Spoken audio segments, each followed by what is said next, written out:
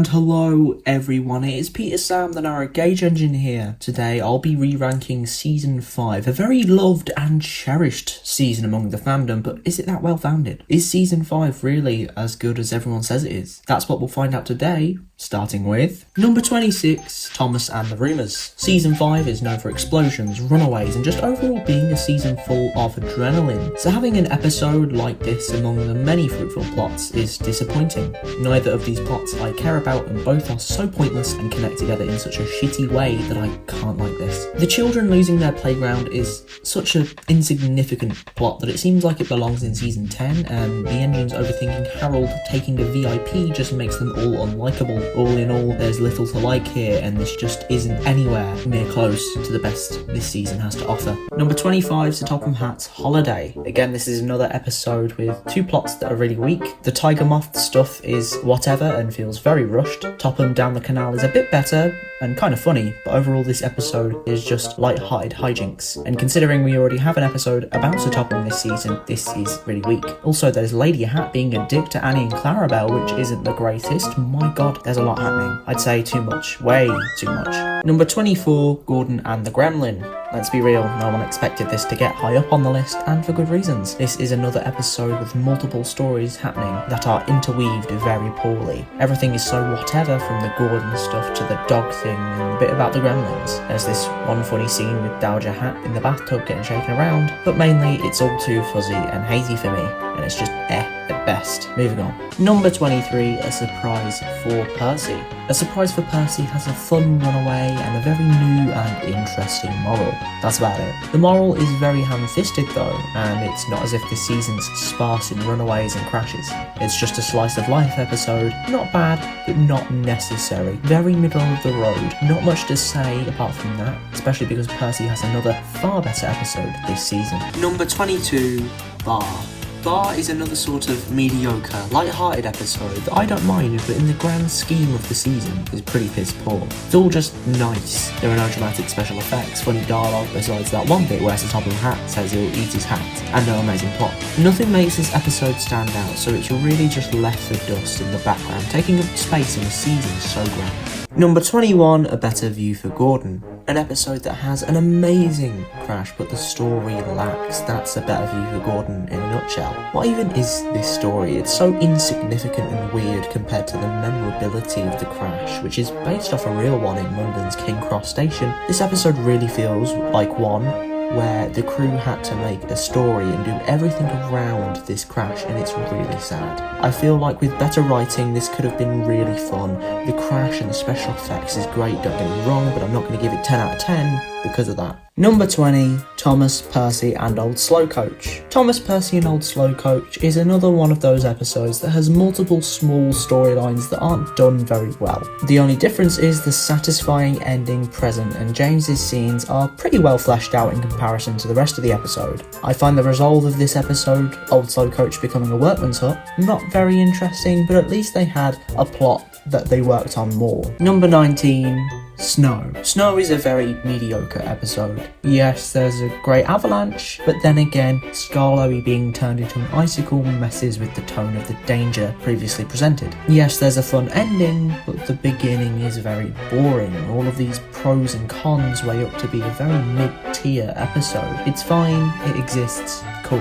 I don't really have anything else to say. Snow is snow, and that's about it. Number 18, Double Teething Troubles. This is an episode that I gave a lot of slack for not living to my expectations previously. Now I think it's alright. It's not amazing or anything, but I don't think it deserves last place. Derek is a new character that has a fun gimmick, but aside from that, no one knows who this bloke is. Bill and Ben are the undisputed best part of this episode, despite being not that funny. The plot's okay and it's pretty basic and something I don't find that funny, but all in all, it's alright. Number 17, Oliver's Find. Oliver's Find is another that I find only alright. With Toby's Discovery being the superior Discovery episode this season, I find this one very mediocre. It takes elements from really good episodes, like the aforementioned Toby's Discovery and Stepney Gets Lost, so Topham Hatt's Holiday, and even Oliver Owns Up. I think this makes it all messy and not very fun at all, although you can still get a bit of enjoyment out of it, and we do get some fun scenes with Oliver and Harold of all characters. Yeah, I know, somehow Harold is entertaining. Number 16, Something in the Air. Something in the Air is a fun, nothing too heavy episode with a great crash and Henry.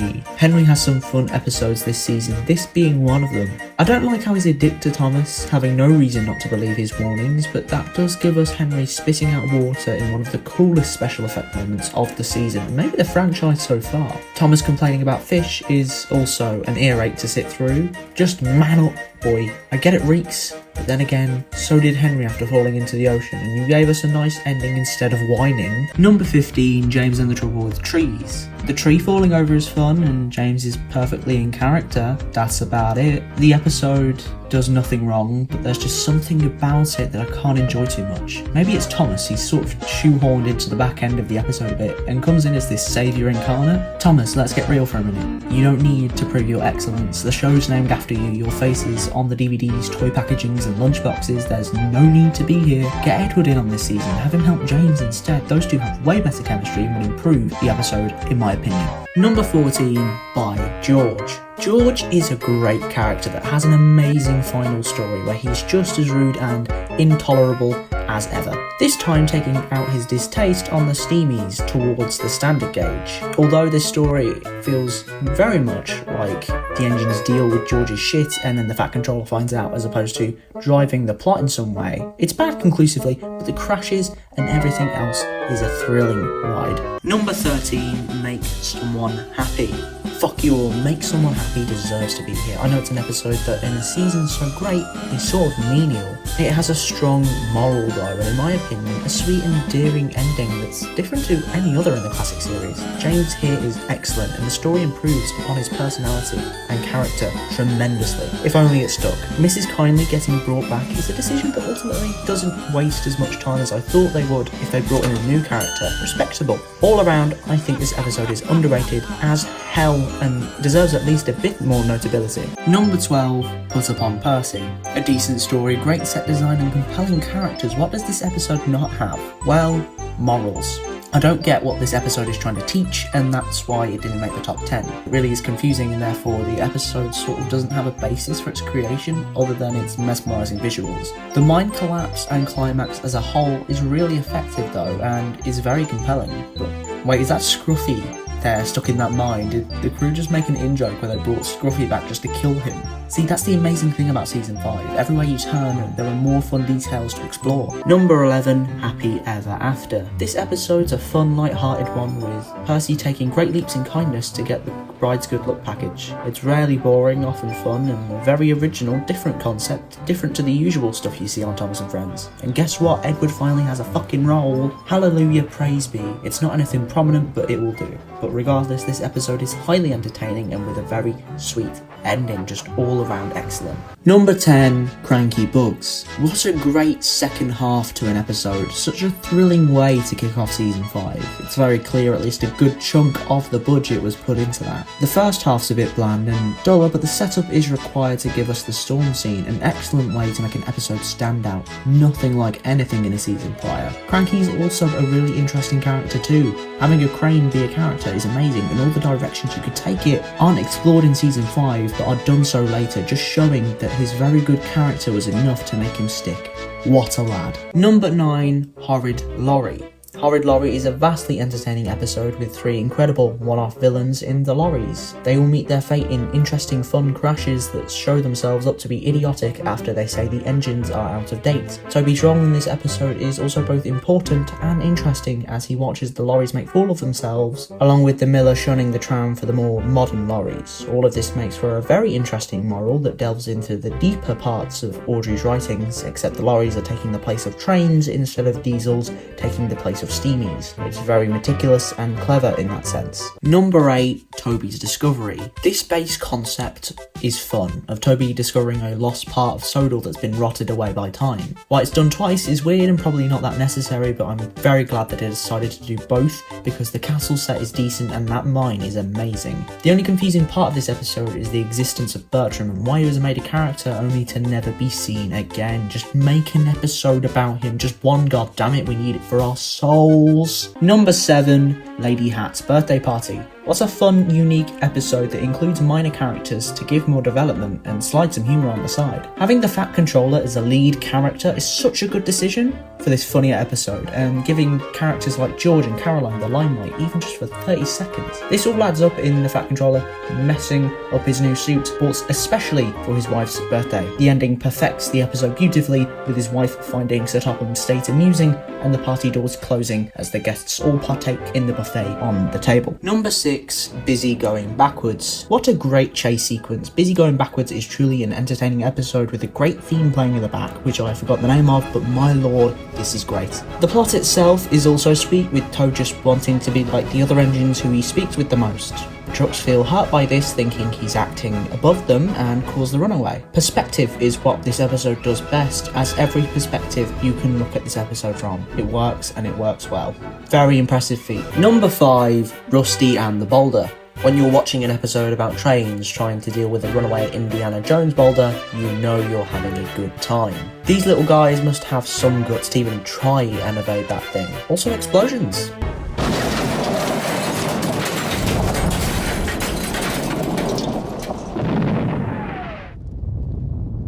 This is the only time that's happened in the classic era, and it makes the episode stand out even more. All that said, the best part of the episode is the eerie ending, where the narrator doesn't outright confirm the boulder's sentience, but alludes to it as some eerie music plays in the background. Such tasty goodness. Number 4, Duncan Gets Spooked. Last time I put this at number 1, so I bet you fuckers are surprised. Duncan Gets Spooked is still just as fun, eerie and magical, and I'd love it if a film was made around this story, but the bit with Peter Sam, as much as I don't want to say it, is boring. It doesn't really do well setting up anything despite being a fun runaway, and I think they could have just had Peter Sam hear noises as he crosses the bridge at night or something. That would have been a much more interesting start. All in all though, it is Duncan's definitive best episode due to all of the other aspects that make it enjoyable and such a thrilling watch. Number 3, Toby and the Flood. Talk about making an impression.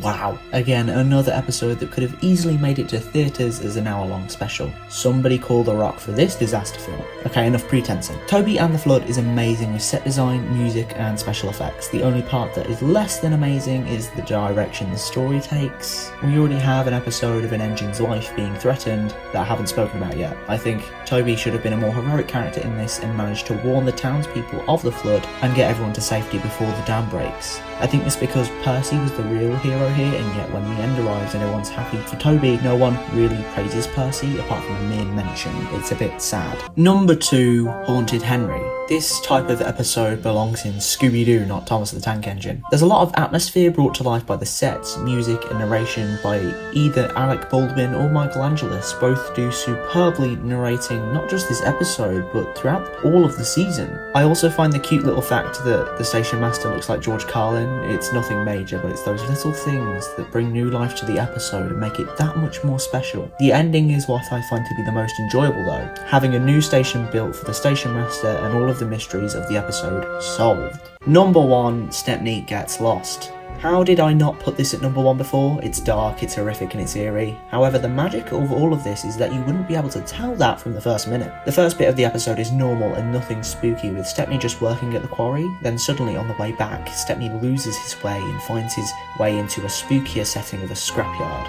The tonal shift done here is beautiful, from the bustling, busy quarry where his friends are to the scrapyard, an essential locomotive cemetery. Also, there's the small detail that Stepney almost dies. This is due to Ari and Bert, considered to be the scariest villains in the show, by many including me. They're completely ruined later on, but for now they're great. The way this episode caps off is excellent too, with Stepney freed and able to get back home. There's no punishment for our villains, but it isn't really too necessary as we're too busy appreciating Stepney not being dead. One final thing, Alec Baldwin in this episode is amazing. Way better than Angelus. Here are a few lines he does really well. "Thank you, sir," said Stepney. "Shall I be away long?" "I will, and thank you for a lovely day." Then they approached an unknown area. The Diesels took him to the large smelter shed. "Yes, sir, but I have learned something." "What's that?" "There's no place like home. Bluebells forever." So season 5 has its ups and especially some downs. The shit episodes are pretty rank, but when it gets good, the season's really good. What a roller coaster this is. You never know what to expect, and this is very much like the next 2 seasons we talk about. So I'll see you next time for a very overhated season in my opinion, season 6. Bye bye.